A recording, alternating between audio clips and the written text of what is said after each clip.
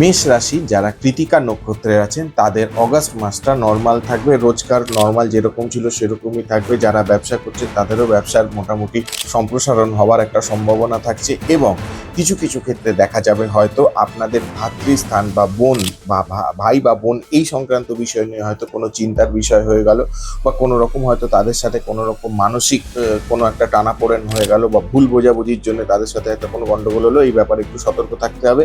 আর মাতৃস্থান থেকে কোনো একটা চিন্তার বিষয় হতে পারে, হয়তো মাতৃস্থান নিয়ে বা মাতৃস্থানীয় ব্যক্তির হয়তো শরীর স্বাস্থ্য এইসব নিয়ে হয়তো কোনো একটা বিষয় চিন্তার হতে পারে। এই বিষয়ে একটু সতর্ক থাকতে হবে। প্রতিকার হিসেবে আপনারা যদি কোনো কিছু করতে চান, আমি বলবো আপনারা চুনি পড়তে পারেন, অথবা আপনারা রক্ত প্রবাল করতে পারেন, কিন্তু যে কোনো রকম গ্রহরত্ন বা স্টোন ধারণ করার আগে অবশ্যই কোনো না কোনো অ্যাস্ট্রোলজার বা জ্যোতিষ মহারাজের সাজেশন নিয়ে তারপর গ্রহরত্ন বা স্টোন ধারণ করবেন।